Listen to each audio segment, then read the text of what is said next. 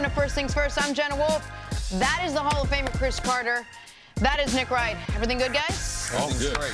A great show today. Absolutely. Big news out of Ohio State today. Big Ben might be worried about one of his receivers, and the Patriots got rid of another one of theirs. And that's where we begin this morning with the tools that Tom Brady doesn't have. The Patriots already paper thin at wide receiver, having released Jordan Matthews and Malcolm Mitchell, having Julian Edelman serving a 4-game suspension, and with Danny Amendola in Miami, they went and released receiver Kenny Britt yesterday. And in an effort to quell questions, Bill Belichick said he's not interested in Dez Bryant.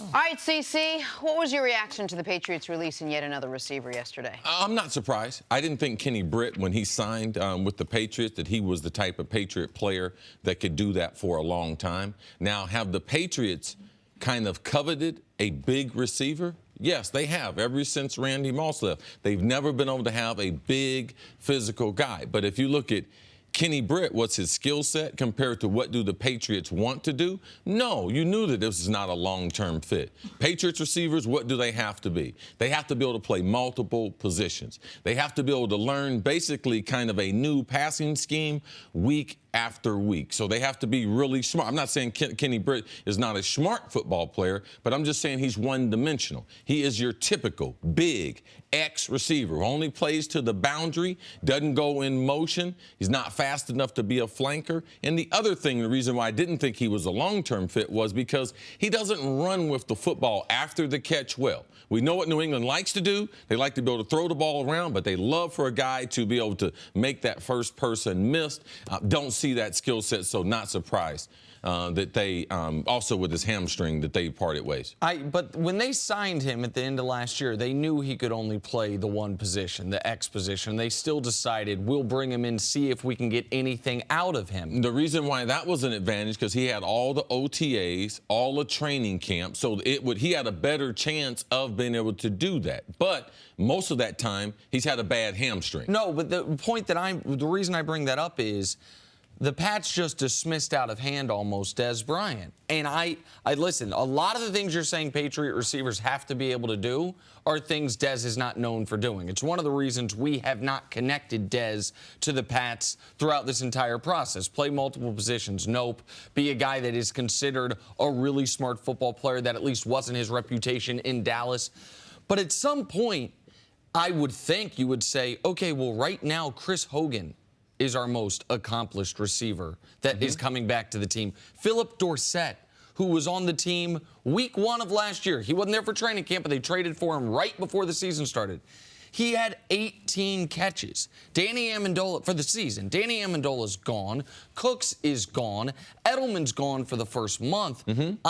I would consider, if I were New England, doesn't sound like they will, but if I were New England, I would consider doing something that is not Patriot-esque, because this is as bereft of talent of a receiving core as we've seen them have in the Tom Brady era, dating back to the Troy Brown, Deion Branch days. Like, it's hard to find the guys who are going to have 60 catches, much less 90 catches. Well, they're depending on Hogan having a tremendous year and also the number of running backs. I could see 3 of their running backs catching the ball 50 times. So that's the way they're going to do it. And what they can't afford right now is an injury to Rob Gronkowski.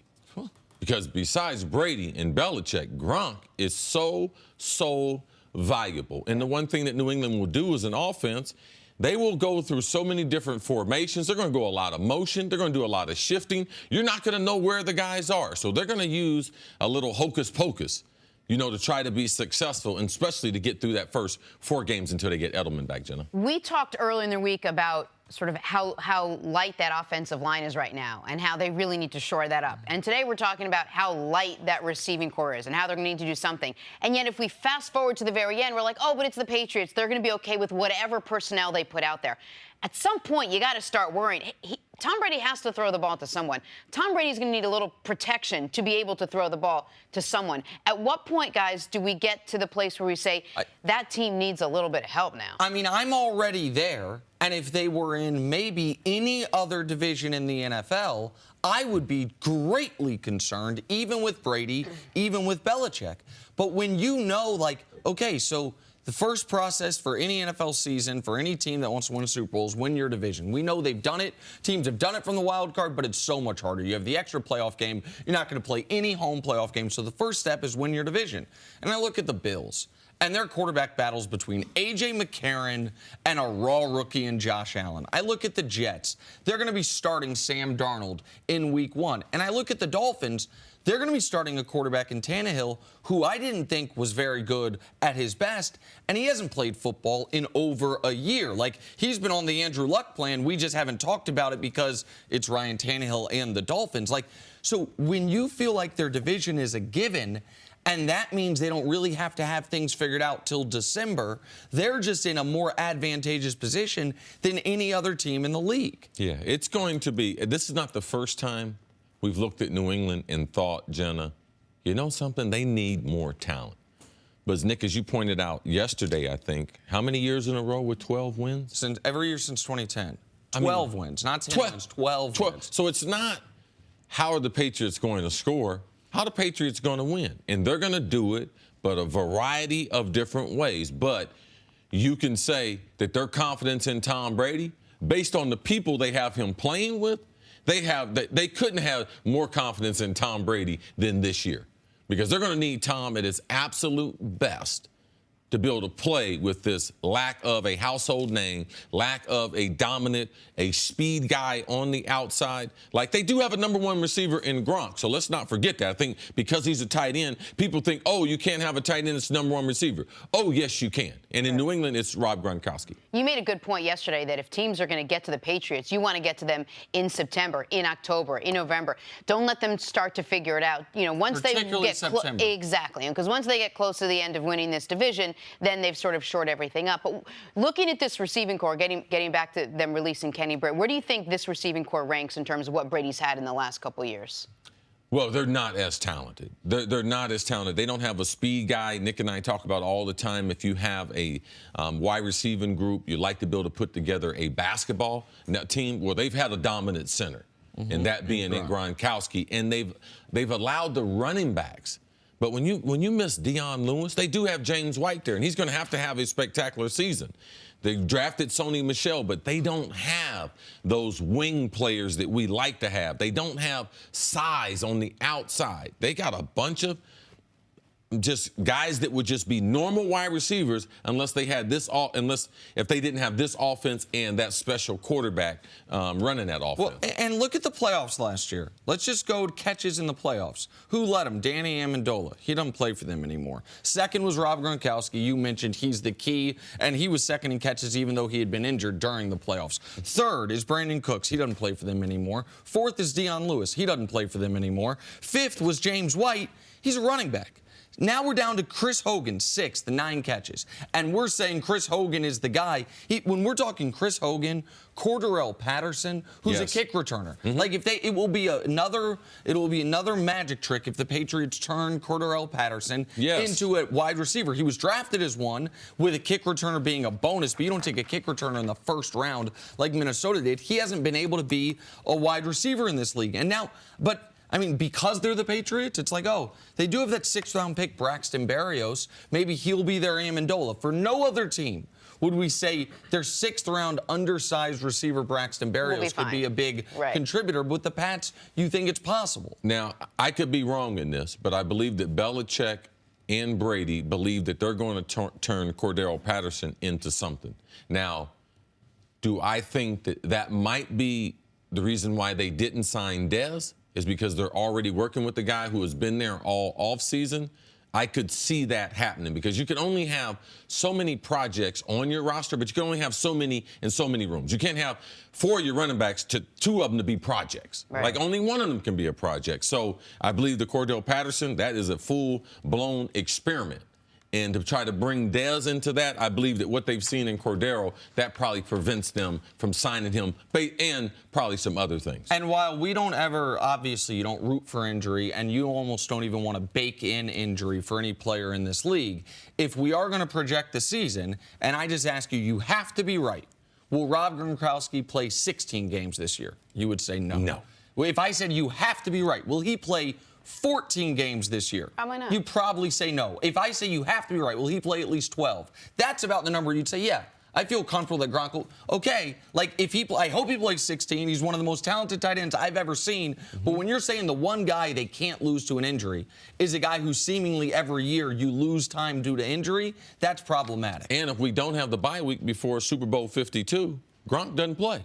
Right. He doesn't play because he was concussed. Absolutely. And back to Dez, yet another team that is not interested in his services. We're going to take a break tonight. Thursday Night Football. How much can Baker Mayfield prove against the Super Bowl champs? That's next. First things first. First Things First podcast is on the way, but first a quick word from Lightstream. If you're thinking about saving money this summer, why not start by paying less interest on your credit card balances? Refinance with a credit card consolidation loan from Lightstream. It's an easy way to save hundreds to thousands of dollars and lower your interest rate. Lightstream offers credit card consolidation loans from 5.89% APR with AutoPay. You could get your funds as soon as the day you apply. Lightstream believes that people with good credit deserve a great interest rate and no fees. So say goodbye to high-interest credit cards this summer and start saving with Lightstream. And get this. First Things First listeners can save even more with an additional interest rate discount on top of Lightstream's already low rates. The only way to get this discount is to go to lightstream.com/FTF. That's Lightstream, lightstream.com/FTF. Subject to credit approval. Rate includes a 0.5% auto pay discount. Terms and conditions apply, and offers are subject to change without notice. Visit lightstream.com for more information. You know that special feeling you get when that Fox NFL theme song comes on? Cue that song up. Cue it up. Oh, That's the one. Just get excited. Thursday Night Football tonight. Eagles and Browns. Preseason in parentheses, with coverage beginning at 8 Eastern. Baker Mayfield back on center stage. The rookie has yet to throw an interception in his first 33 preseason attempts. I'm getting excited. Nick Foles will be under center for the Eagles after the quarterback avoided a serious injury in last week's game. CC, how much of a measuring stick is this game for Cleveland against the Super Bowl champs tonight? Well, I think it's a great opportunity. You're talking about a lot of kids, young players within their first 4 years in the league. So I would say a lot of people think, well, what do the pros think in Cleveland? I said, man, it takes a long time for guys to start thinking about losing because they come from winning programs. It takes a long time. They just think it's either the organization, the coach, like eventually I'm going to win. Why? Because typically all of them have won. Last week's game, Philadelphia, they got dominated by New England. Philadelphia didn't necessarily have, after breaking training camp, the emphasis on trying to win that game. You could see the intensity. New England was playing at a different speed. We've had so many eyeballs on Cleveland in their preseason. Got Hard Knocks there. So now, week number 3, which is typically the best week to measure where your team is. Cleveland going against the world champs. So for me, I think it's a good test because it gets them ready for week number 1 where they face the Pittsburgh Steelers. Yep. Right? So you can say that Pittsburgh and Philadelphia, they're 4 of the best teams in the NFL. So in week number 3, Cleveland is able to say, because, you know, their coach, Hugh Jackson, said they're going to shock the world this year. I believe they're going to win at least 6 games. Coming off a 1-win season, that's a 0-win season. 0-win season, win in 2 seasons. Yes, that's a tremendous vote of confidence as far as Hugh keeping his job. They got some good players.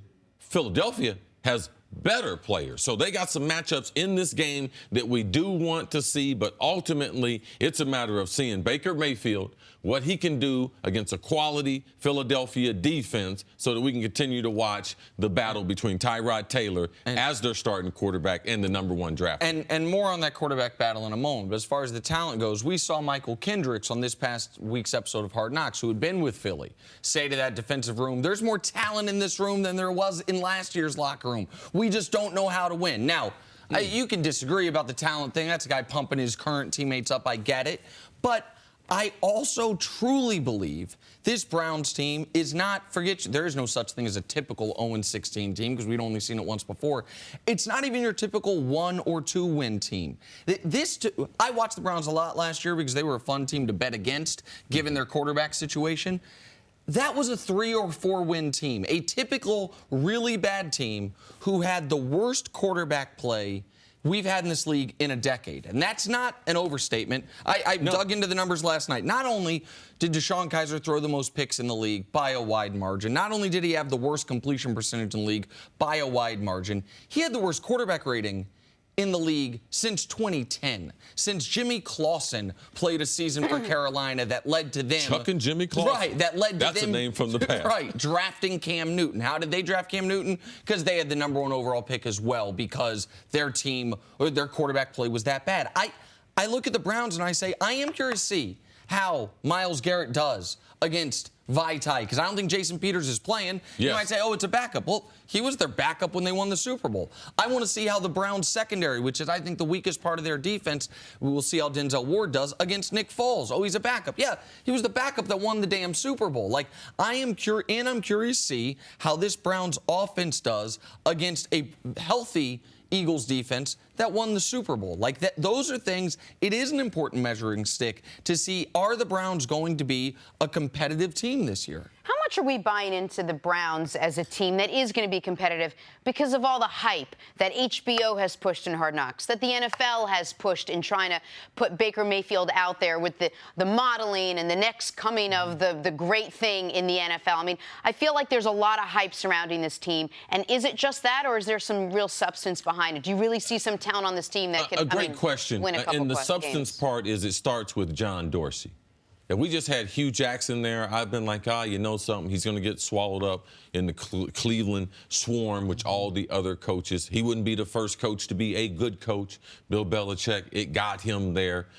They find Eric Mangini. Yes, it's a tough place to get that culture changed around, and because of the ownership. But John Dorsey brings stability. Todd Haley, I'm a fan of. So you bring him alongside of Hugh Jackson with these couple quarterbacks that they have. Jarvis Landry, getting him on the roster, signing him to a huge $16 million contract. Trading for Tyrod Taylor, not putting the pressure on whoever they were going to be able to draft right away. Trying to hang in there with Josh Gordon and trying to help him in his life. So they're doing a lot of things. That was before Hard Knocks got there. I had told Nick I thought they were going to win at least 5 games, because last year I saw them give away 5 games. Right. That's the thing is, that's why I say they were a 3 or 4 win team. And I know that can be frustrating to you at times when I do the, but it could have gone this way. But everyone that wins a football game doesn't mean they should have won it. Like, it does, every game, the winner is not the team that played better throughout the 60 minutes. It's just the team that scored the most points. And so sometimes you watch a game, you're like, man, I thought the Browns should have won that game. I thought they could have won that game. And to go over on all the coin flip games, that's hard to do. But as far as the hype goes, I would think it was hype if we were saying Baker's going to do this, Baker's going to do that. My entire Browns prognostication involves Baker not playing. It's on Tyrod. It involves Tyrod Taylor. Right. If your plan works, right, he doesn't play this year. Exactly. If they are a 6-win team, if I'm right that they could be close to 8 wins, then Tyrod is the quarterback throughout the season. Maybe week 16, 17, it's a different story. But that's the other reason why that tonight's game's interesting. Baker's played really well. But the reason the Browns have been able to publicly and privately stick to the script is because Tyrod is yet to make a mistake this preseason. They haven't asked him to do a lot, but he's 75% completions, a 134 rating, hasn't thrown a pick, hasn't fumbled the football. We know the fan base is probably thinking, give us Baker. We know that they're organizationally, they're promoting Baker, social media-wise. Yeah. You mentioned not just the underwear modeling, that the organization didn't do that, but that John Dorsey parody video, the organization put that out. No, they want him to be the face. Absolutely, and he is the face. And he will be.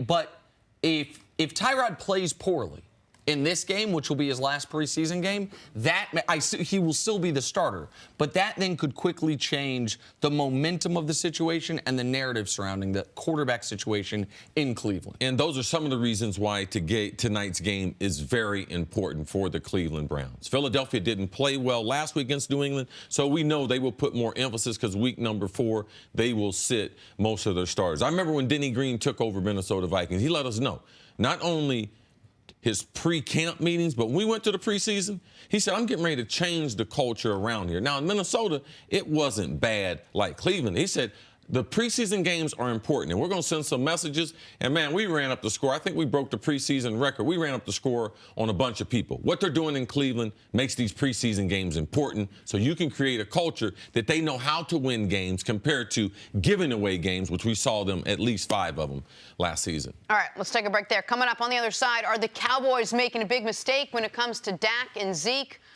We'll tell you what we're talking about next. Some first things first.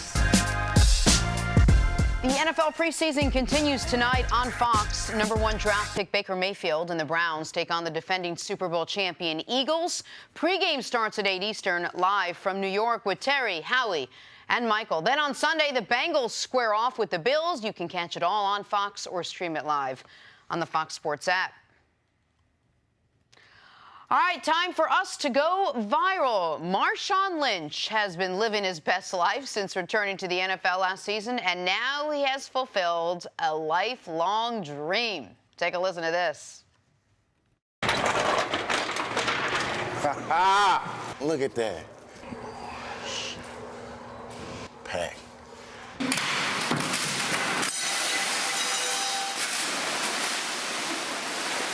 Mama, we did it. This is huge, bro. My face is on this pack of Skittles. This is dope. Who's having a better life than Marshawn Lynch? He's so happy, honestly. Man. I love this guy. And I love the return of Marshawn Lynch because they didn't let him have too much fun. In Seattle. Yeah. The relationship with the media and all that. See, that's why all guys shouldn't do interviews. Just let them do themselves. I try to tell Roger Goodell and the people at the NFL office, man, just let them utilize their personality. Some of them don't have personality. He had one. Right. But that whole interview thing. He has to be comfortable. If he feels like he's allowed to be himself, you will get a better, more honest version of an athlete than we get from almost anybody. But that's not coming in the setting of both teams played hard. I'm here, so I just won't get fined. Also, 75% of the fun things we've done on the show is thanks in part to Marshawn Lynch. He's the best, man. Man, a big kid. People should know, if you're ever in Oakland and you see, just maybe driving through the hood, a red carpet and one of those velvet ropes in front of a Lamborghini, that's because when he's driving his Lamborghini in Oakland, when he parks it, he takes out a red carpet and a velvet rope and sets it there. I love this guy so much. He's the best. All right, time now for some stories to start your morning. Thunder forward Jeremy Grant is tired of people saying that Russell Westbrook isn't a good teammate. He called that narrative ignorant. He said, Russ is a great teammate and a great person, and players obviously want to play with him. All right, Nick, what do you make of Grant's comments about Russ? I absolutely love them, and I wish the media, sometimes the media is so arrogant that we just disregard what is a consensus amongst the guys who have played with Russ.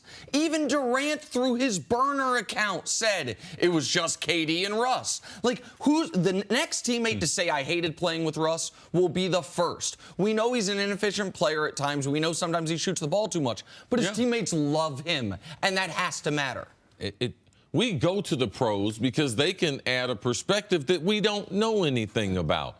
Russ, the guys that play with him, they enjoy playing with him. He plays as hard as you would ever want a human being to play the game. I could play with Russ. And he's endlessly loyal, and his teammates appreciate that. Just change his wardrobe just a little bit. Moving on to the NFL, where one of the league's best defenses got even better. Vikings signed former Bengals safety George Iloka after Cincinnati cut him last week. Pro Football Focus ranked last year as Iloka's best season as he allowed just a 68.4 passer rating. All right, Chris Carter, what do you make of this signing by Minnesota? This is one of Coach Zimmer's guys that he coached in Cincinnati. So you can bring a guy in. This defense, I think their secondary is ranked coming to the season the 6th best secondary in the NFL. He's another safety. Now they have 3 safeties. We know the All-Pro, Hitman Harrison. Santiago's a really quality safety, but Iloka is a better safety than him. They will play a 3-safety nickel defense sometime compared to playing a nickel defense with 3 cornerbacks. The key here is Mike Zimmer. I think he could have gotten a little. He's doing this for the minimum. I think the Houston Texans would have given him a couple $1 million. I think the Kansas City Chiefs, who are a little nervous about how Eric Berry's going to look coming off that Achilles. They have an injury to Daniel Sorensen, would have given him a couple $1 million. He wanted to get back with Mike Zimmer. Yes. And he wanted to be able to compete for a championship. This is going to be the most impactful late August addition any team makes. This is a really good player they got for nothing. All right, Cardinals rookie quarterback Josh Rosen sat out of practice yesterday after banging his thumb on a helmet earlier in the week. It was the thumb on his throwing hand. The team is hopeful Rosen will play against the Cowboys on Sunday. See if Rosen can go. What do you want to see from the rookie in his third preseason game? I want to see him continue to build on it. That's kind of been the theme for these other young quarterbacks in the third preseason game. They're going to probably see a few more exotic defenses. But also, I believe things like this for younger players, Nick, it will help them moving forward in their career. That's what I was going to say, is that just like we said that Andrew Luck getting sacked by Suggs actually could have been a good thing because he dealt with it. Man, how many times in NFL seasons do you see a quarterback hit his thumb on a helmet, and it's not that he's got to play the next week. He got to play the next down. And so for Josh Rosen, he sat out practice, so he didn't have to do with it immediately. But he's going to be playing games at less than 100%. Yes. He's going to bang his hand on helmets. He's going to get sacked and have a sore elbow, and he's got to play through it. To be able to do it in a game that doesn't count as part of preseason, that's excellent experience. Remember last year we saw Brady play with the lacerated hand. Right. All right, the Cowboys have announced that Dak Prescott and Ezekiel Elliott won't be playing Arizona. Zeke hasn't played all preseason. Dak has played just 4 series in 2 games. But Jerry Jones noted the injuries to Zach Martin and Travis Frederick as reasons he doesn't want to put his 2 stars in harm's way. See, what do you make of the Cowboys' decision to sit Dak and Zeke? Yeah, there are times during the preseason where you have to adjust to what's happened. And we play a collision sport. And when you've lost 2 of your valuable assets on the offensive line, Jerry is doing the right thing, because it wouldn't be smart to put Dak in there with the offensive line with a couple replacements in there. We've seen Dak. He's played well enough. Now, yeah, would we like to see, and going to his 3rd year, for him to play the last 2 games, at least maybe a half, or a half in the 3rd game and a quarter in the 4th one? Yes, in a perfect situation. But we don't want that with replacements on the offensive line, because if they start the season without their quarterback, okay, if you're a real Dallas Cowboy fan, tell me who their backup quarterback is. I mean, I'll tell the audience. I mean, Cooper Rush. I mean, it's done. that type of situation. He's not proven. If we talk about, man, their wide receivers, we're worried about them. You don't want to see no Cooper Rush in the game. The Cooper Rush, Cole Beasley combo, it belongs in the CFL, With not the bricks, the NFL. Nick, the bricks. And so like that's the key here, because in a perfect world, Dak is playing in the preseason, because getting on the same page as Allen Hurns, getting on the same page as Michael Gallup, their 3rd-round pick out of Colorado State, those would be valuable game reps, particularly in 3rd preseason game. But Travis Frederick's dealing with a real health issue we learned about yesterday. Zach Martin's dealing with the knee, so they're not going to be there. That's Dak's side of things. Zeke's side of things is, man, I would set the over-under at career carries in the preseason for Zeke moving forward at like 12. The rest of his career, until he is, if he's ever coming off a major injury, something like that. Like, star running backs in this league, once they are star running backs, are used sparingly in the preseason. We seen Todd Gurley this preseason. No. What are your great Emmitt Smith in the preseason memories? Not nothing. Like, I mean, these guys, you only have so many carries in your body at that position, and you don't need. This is the one position, I won't say you don't need to practice. I know practice is important. But Zeke doesn't need to play in extra games to be Ezekiel Elliott at that position. Right, because the skills are so transferable. We always talk about, well, what position from college is the easiest to transfer over? It's running back, because of their instincts and their natural runners with the football. Also, NFL fans should know that if I want Zeke and Dak to get some work where I can control it, we can scrimmage in practice. Right. I can have a 20-play scrimmage in practice, tell everybody, listen, we're just not taking the quarterback down, and we're not tackling the running back. So you can get a lot of work that NFL fans don't see that you can get by going against your #1 defense. We talk about Dallas, how good their defense is going to be this year. You can create a great matchup in a rarefied atmosphere where you can control it in practice. Will give them enough reps that Zeke's going to carry the ball at least 20 times week number 1. And the reason why he'll be able to do that is the coaches will get him prepared there as we approach these last 2 weeks of the season, where they will have ones-on-ones a lot in practice. So you're not that concerned, not about Zeke, but about Dak not playing in the next. I'm not concerned because it's the right decision based on where the team is right now. You're going to see some other starters be pulled from that lineup also. All right, moving on. After a 2-week investigation, Ohio State has suspended Urban Meyer for the first 3 games of this season. The investigation found that the Buckeyes head coach mishandled domestic assault allegations made against his former assistant, Zach Smith. The university also deemed that Meyer misrepresented his knowledge of the situation during Big Ten Media Day back in July. The embattled OSU coach met the media last night. Take a listen. I'm fully aware that I'm ultimately responsible for the situation that has harmed the university as a whole and our Department of Athletics and our football program. I want to apologize to Buckeye Nation. I followed my heart, not my head. I fell short in pursuing full information because at each juncture, I gave Zach Smith the benefit of the doubt.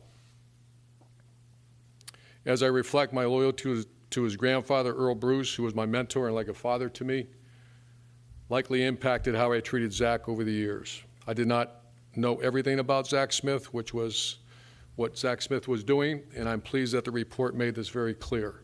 I did a poor job at Media Day. It's a big reason why we're here today. I was not being as complete, as accurate as I should have been at Media Day and afterward, but there is no intent to mislead. My role is to set a good example. In this instant, I did not live up to the university's standards. So the university released the following statement. Although neither Urban Meyer nor Gene Smith condoned or covered up the alleged domestic abuse by Zach Smith, they failed to take sufficient management action relating to Zach Smith's misconduct and retained an assistant coach who was not performing as an appropriate role model for OSU student athletes. Permitting such misconduct to continue is not consistent with the values of the university and reflects poorly on Coach Meyer, athletic director Smith, and the university. All right, Cris, let me start with you. What was your reaction to all of this? Well, God knows I love my university. And for those who don't know, Urban Meyer is a very, very dear friend of mine. Him and I are very, very close.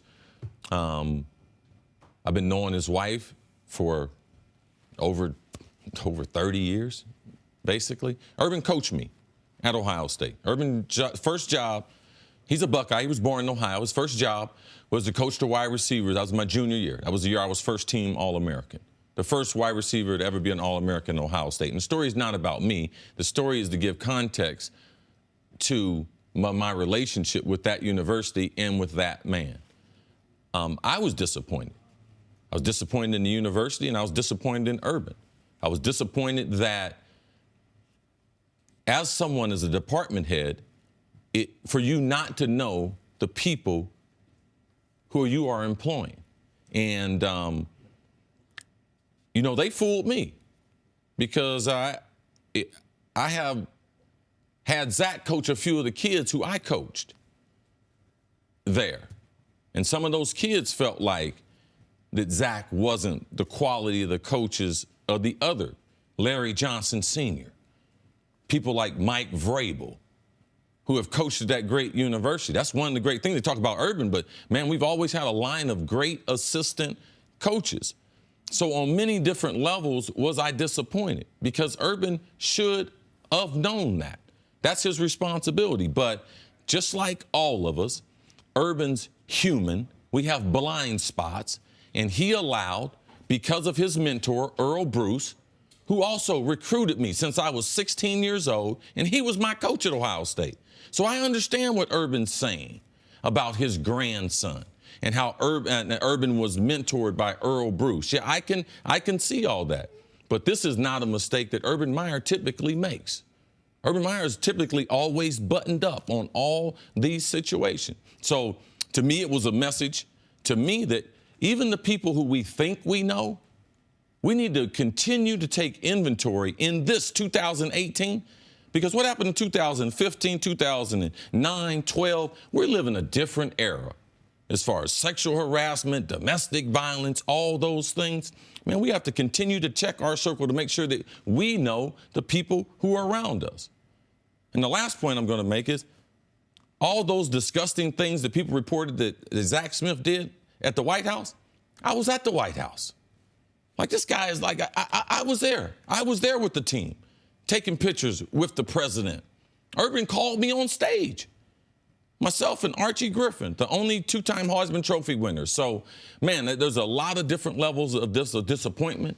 I thought the university should suspend him for 5 games because I thought he should lose at least 1 or 2 Big Ten games. We played Rutgers week number 2. But no, he should probably miss that Penn State game, which would take the suspension potentially to 5 games. I think that would have been penal. I don't think that he should have lost his job. But I am disappointed in my friend. He's still my friend, though, because for him not to know a person like that, I could see he had a blind spot because he was the grandson of someone who was a mentor to him. And I understand the relationship of you want to take care of your mentor's grandson. The question I had in this situation is, what about your mentor's great-grandchildren? Because those little kids saw their mom getting beat up, allegedly, I'm supposed to say here, and Urban heard that something like this had happened in 2009, reportedly. And I'm big on second chances. You can argue in domestic violence should be no second chances, but I'm big on second chances. Isolated incidents, this is not who I am. When you hear it again in 2015, that's then a repeated pattern of behavior. There's now children involved, and that's where the enormous lapse in judgment that I would argue continued every day from 2015 until Zach was fired. Continued. At Ohio State's practice complex, see, you've been there, they got something written on the wall. It says honesty, treat women with respect, no drugs, no stealing, no weapons. Well, the no drugs, no stealing, no weapons, that seems to still apply.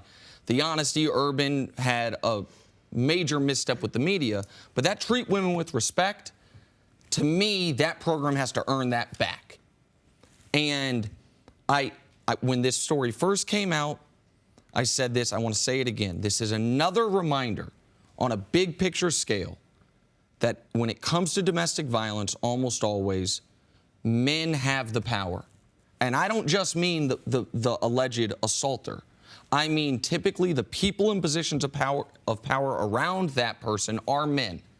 And if any of those powerful men had stepped in at one point in time, maybe this woman's in better shape, maybe her children are in better shape, maybe everyone is in better shape.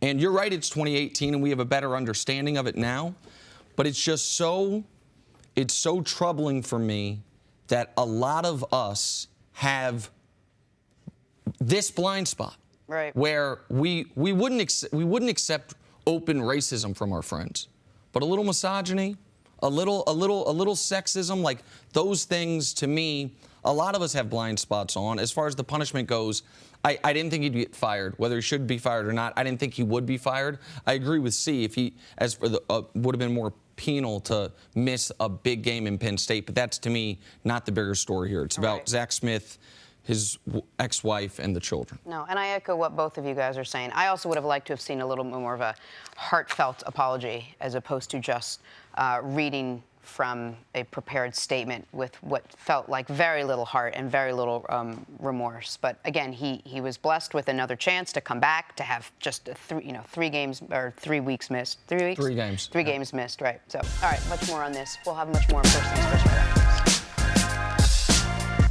Welcome back to First Things First. Look who it is, Super Bowl champ, Cris Canty. Hey, Chris, haven't seen you in a while. Thanks for being with us. Thanks for having me. Summer winding down, things are good? Summer winding down, things are not good because my Yankees took an L down in Miami, lost to one of the worst teams in baseball, but it is what it is. Got an off day, hopefully they regroup, we bounce back in Baltimore. None of it matters, man. It's coming down to one game. You got one game for the wild card? Yeah, Don't be trying to see behind the camera, you lose. I held out hope that maybe they could catch the Reds. Catch maybe. Yeah, right. Maybe. For like a day and a half. Hey, if you're a kid these days and you've got the most coveted toy in your possession and you're not going to play with it, like that Nintendo Power Pad that Cris Canty used to have, why not see if any of your friends would maybe trade you something for it? That's where the Oakland Raiders sit with all-pro defensive end Khalil Mack. The Raiders don't seem to want to keep him. At least a dozen teams have reportedly reached out to the Raiders multiple times, the most recent being the Jets. So, Candy, I ask you, should the Jets deal for a Nintendo Power Pad and Khalil Mack? 100%, Jenna. This is one of those no-brainer situations. If Khalil Mack is available, Mike Maccagnan has to make the deal. When I had a chance to talk to Mike Mack during the preseason, one of the things I asked him was about his defense and specifically about his pressure players, because they don't have a lot of guys that can win one-on-one on the edge on their roster. And he didn't rule out the possibility that they could potentially look to trade before the regular season to bring back one of those pieces. He volunteered that information, but now after the news earlier this week about them being interested in Dante Fowler Jr. and then the Khalil Mack report surfacing, it's starting to look like the Jets are trying to get that one missing piece from their defense. If you look at all three levels of their defense, the edge pressure player is the only thing that's missing right now. Well, let me ask you this. This is what would you do, and then also, given your relationship with Maccagnan, what do you think that he would do? The Jets are not going to be good this year with or without Khalil Mack. They're going to be drafting in the top 10 again, I would imagine.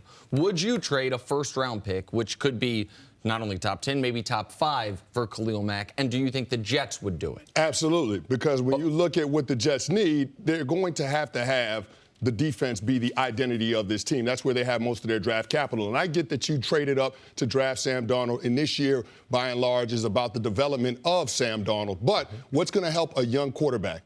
Being able to have a defense that can create extra possessions and field position so he can take advantage of those opportunities. So that's why I look at it. It's going to be a first-round plus, whatever the compensation is. Because the Jets already don't have a 2019 second-rounder. Because they traded up. That's the key here, or part of it at least, is they've already traded. I'm not saying I wouldn't do it. I just want the audience to remember they were drafting 6th. They traded 6 and 3 second-rounders, 2 this year and 1 next year, in order to be able to move up to 3. So if you trade for Mack, you're not drafted in the first 65 picks next year. That's what the Jets would be looking at. But if you're looking at using a draft pick, you're probably going to think about in the first round a pressure player or a wide receiver, somebody to help Sam Darnold, because you don't have a whole lot of holes on that roster outside of those 2 or 3 respective positions. Offensive line can use an upgrade as well. So yeah, if you're concerned about the draft pick being too high, well, then let me tell you who you'd be drafting.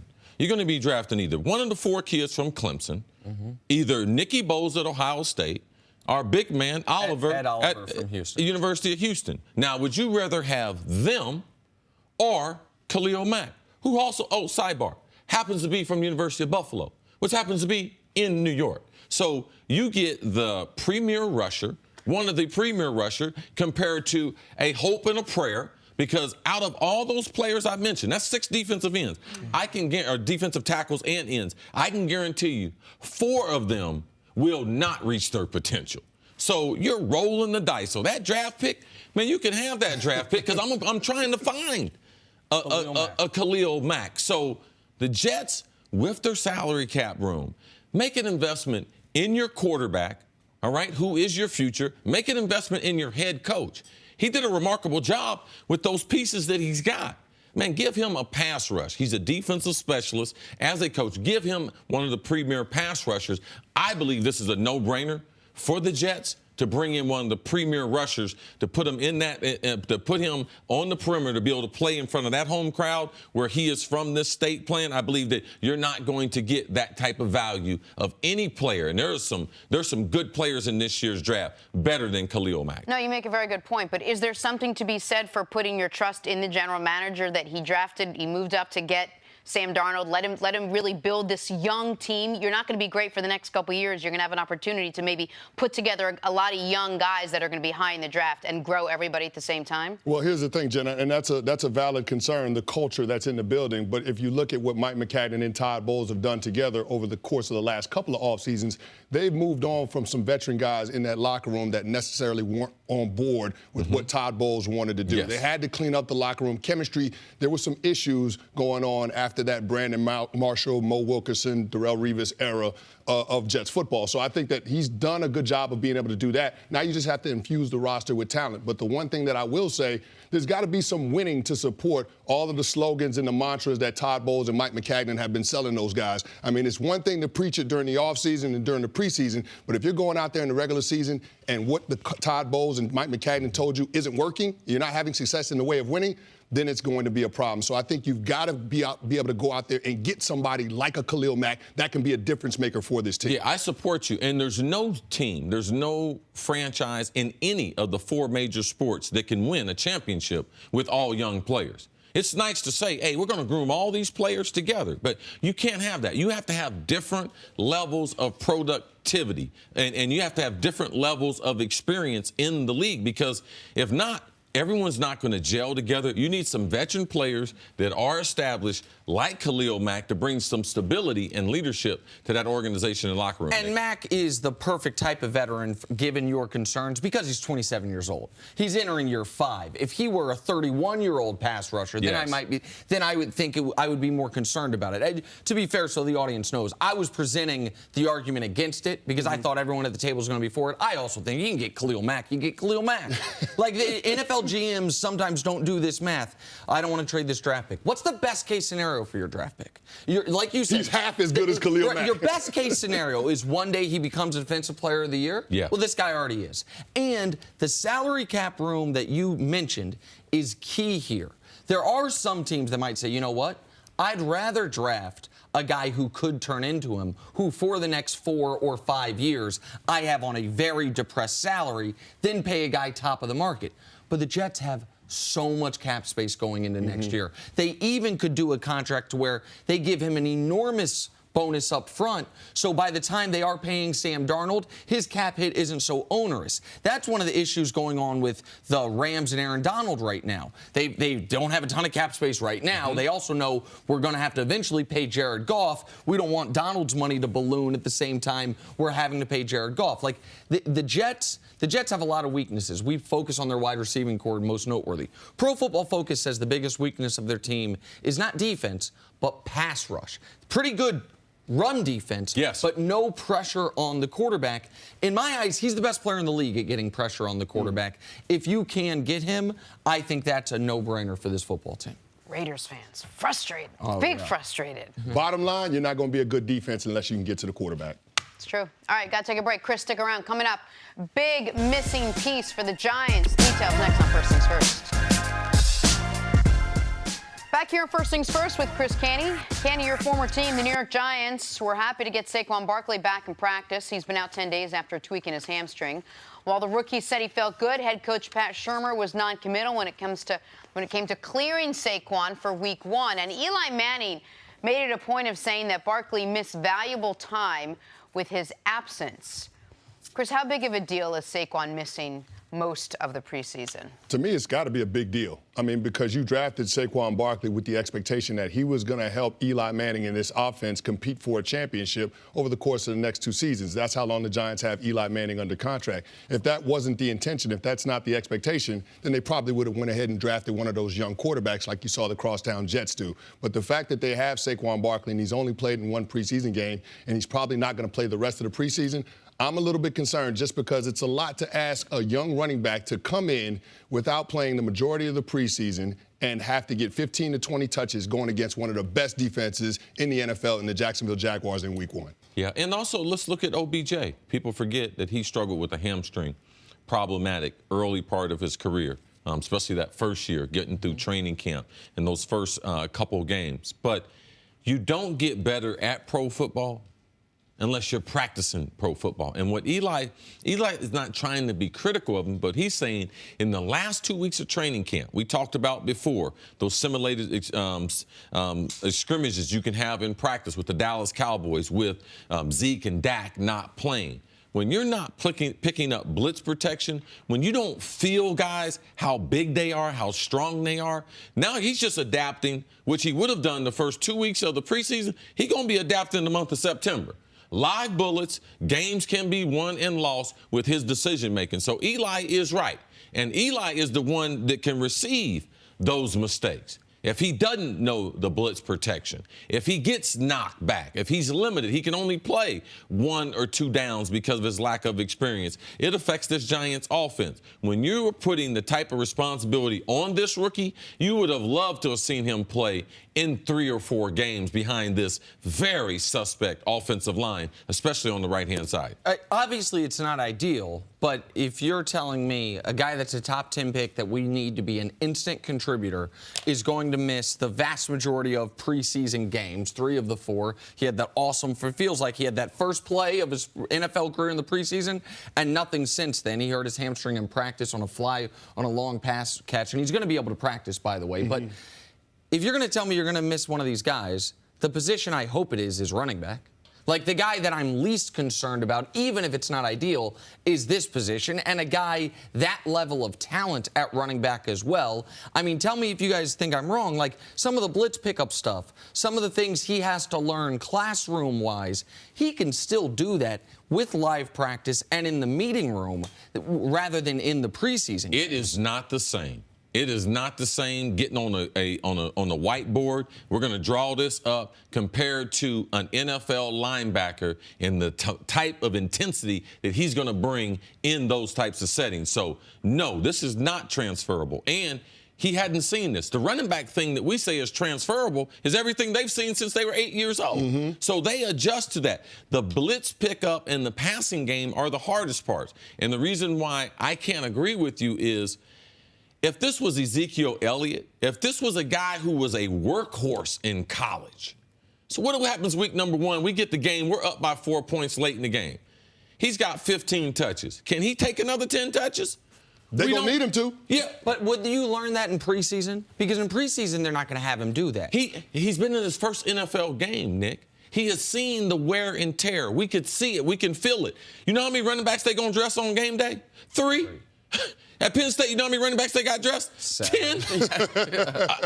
I mean, it's just a total different game, and you need those reps to be able to adjust. It's fairly shocking, your first NFL game, and you realize it's 48 of us in uniforms? Wow, where'd the team go? We're used to in college dressing 120 at home, 60 on the road. Like, it's a big adjustment when you look around and see, man, there ain't no backups. Like, so those things that become the preseason can never be removed from the NFL if they want the product not to suffer severely. We have seen even with the practices, not the lack of two-a-days, the product already suffers early.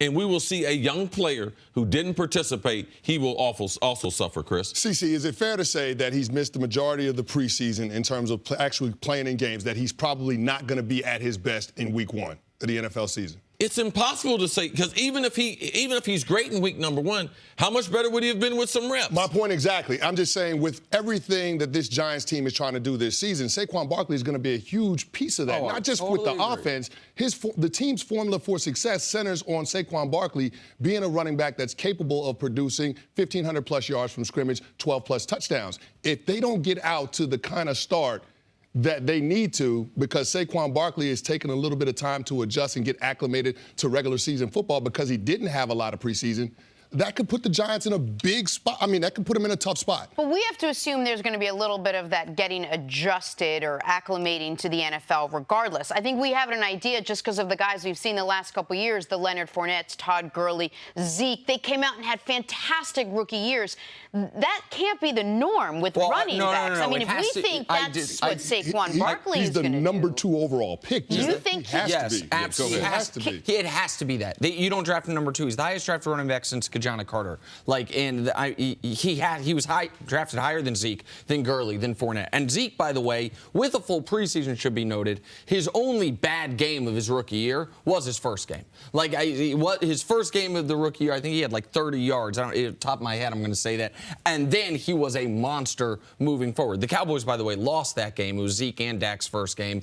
And then they went on from there and went 13-2 the rest of the way. Do you remember, I don't know if it was week number 2 or 3 in the Cowboys' rookie season there that you talked about with Zeke, that he went to Seattle. Not the part about him going to the dispensary during the daytime, but at night when they played the game. Him and Cam Chancellor, remember, they ran into each other deliberately. The confidence that Zeke left that game with and the message that he sent to the league, it was fairly, man, if you're going to run into Cam Chancellor, this guy right here must be serious. So Zeke was able to get that bounce of confidence going into week number 1, which still didn't lead to a great game. I'm sure in talking to OBJ, if he could take something back from his rookie year, he would change the beginning. He would wish he was at training camp practicing more and not having that hamstring hinder his beginning. Listen, what you say that I fully agree with is every path to the Giants being a 10-win team or competing for the playoffs involves Saquon Barkley being a monster. Yep. Every single one involves, forget Offensive Rookie of the Year. We're talking Offensive Player of the Year in the discussion. Like, there is no way for the Giants to be really good without this guy being great.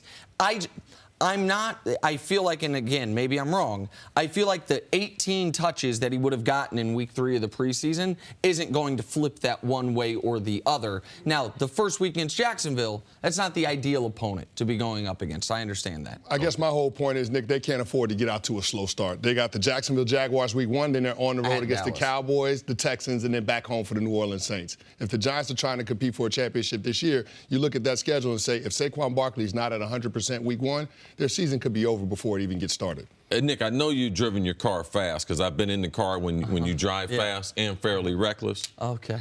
You ever been on the Autobahn? What? No. Oh, I have.